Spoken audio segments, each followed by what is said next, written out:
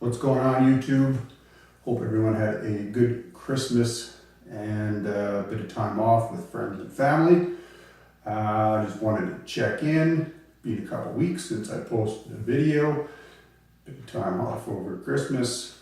Surprisingly enough, come to the end of the old 2-month gut challenge, and just wanted to quickly kind of recap some of the things I learned and some of the things I'm going to be doing going forward.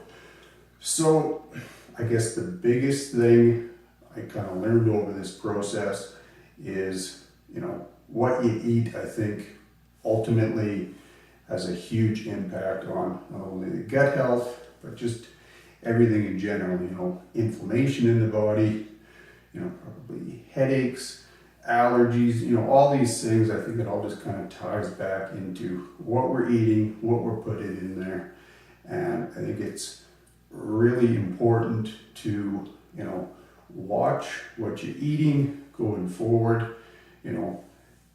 It's important to be able to enjoy what you're eating, to be able to stick with, the plan that you've got in place, to be able to have a burger or whatever it is that you kind of enjoy that, maybe is a quote unquote cheat meal or something to that effect, but being able to stick as much as physically possible to natural foods. And, I know it's hard. I mean, everybody's busy. I'm busy. It's hard to, sit down and get all the natural, healthy foods into you when you're running from, work, dropping off kids at school, going to sports, all these other time commitments that people have. It makes it very tricky to do this, but from what I've learned over these 2 months is cutting out all that junk, getting rid of anything that is on a label that you can't read or pronounce or have no idea what it is. I think it makes a huge, huge difference. So that's kind of my biggest takeaway. If you've got some gut issues, I would suggest going to see a naturopath. I think it's been useful. I don't know how useful the products were per se, but I think it at least gave me that second set of eyes on things, maybe opened my mind up to something different. Kind of going into this, I had, used various fitness supplements for probably 6 years or so now. And I always had it in my head that, I needed to keep these things going in order to, kind of maintain my physique or keep growing and building muscle. But I've learned that not the case whatsoever.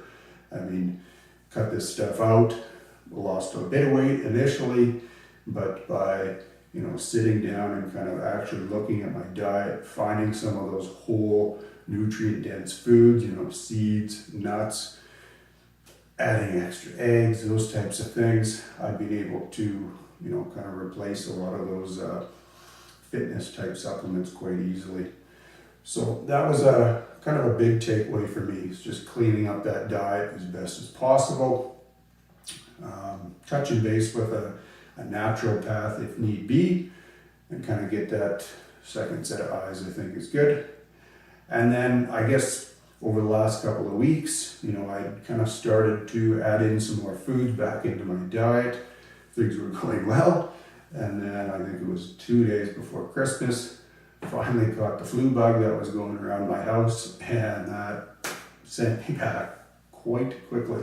I lost about 8 pounds in 1 day, albeit, fluids and stuff. But whenever this has happened in the past, I get this massive weight drop within a day, and then it takes me a while to kind of creep back up again. So I'm kind of back up into the mid 170s again. So we'll see how things go here. But I basically got 2 weeks of eating back in at about 3,200 calories.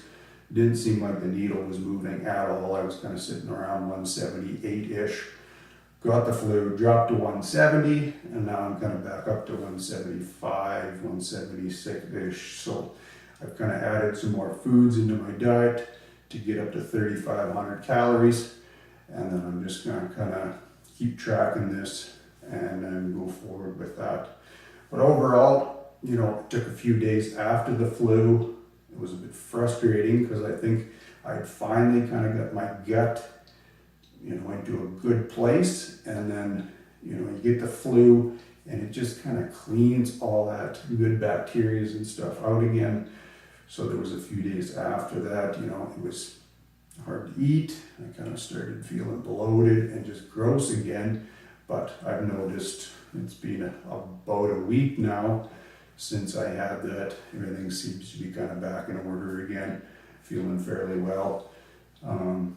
Dad's kind of been down a bit over last week just with, you know, Christmas and being out and about and doing things. So it's been a little inconsistent, but I think going forward should be in pretty good shape. So I will, I've got another month supposedly of doing those liver cleanses. I have grown to absolutely hate those things.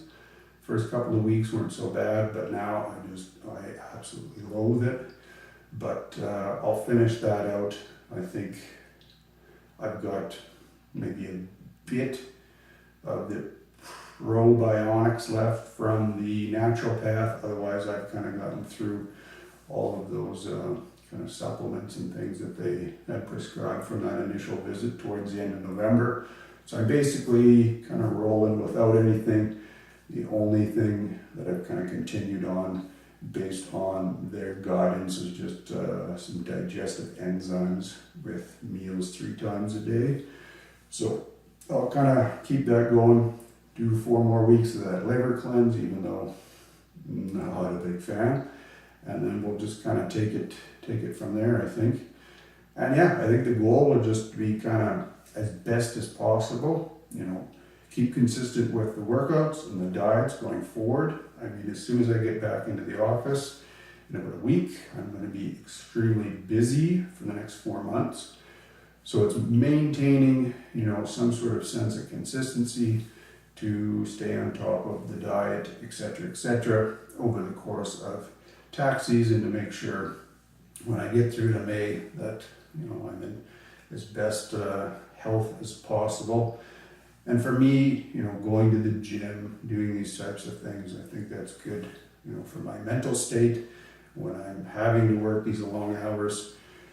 And some stressful times, I think that definitely helps me kind of keep my head in the game at work and kind of put my best foot forward there. So I would encourage you, you know, if you don't kind of have that routine in place, you know, it doesn't need to be an hour a day, 7 days a week. Just start out with something simple, you know, 10, 15 minutes, fit it in where you can around your kid's schedule. And that's what I find is the easiest way to do it. That's why I get up so early.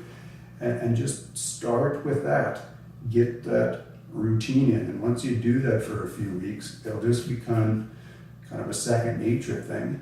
And then it'll be easier to, you know, do a bit more and do a bit more, you know, drop 1 or 2 unhealthy things from your diet. Just start with small little baby steps and go from there and just see, you know, it doesn't take long to see a noticeable difference. And then you kind of become hooked on the fact that, you know, there really is no end limit to this. You can keep, you know, improving and working at it and learning. And to be honest with you, that's why I find it so enjoyable, is the fact that, you know, it's just an endless journey of kind of figuring out how to better yourself. And, you know, ultimately, I think it pays off because you're, you know, in a better physical and mental state, and you can be there for your friends and family when they need you, and be that, you know, that rock for them going forward. So I think that's it. I'll kind of post some videos in the next little while as I'm kind of doing some of the bulking and see how things go with that, and give you a bit of feedback as to what I'm doing and how I'm progressing. But for now, I think that's about it. I hope everyone has a good New Year's, and all the best to you and your family in 2023. Take care, and we will talk soon.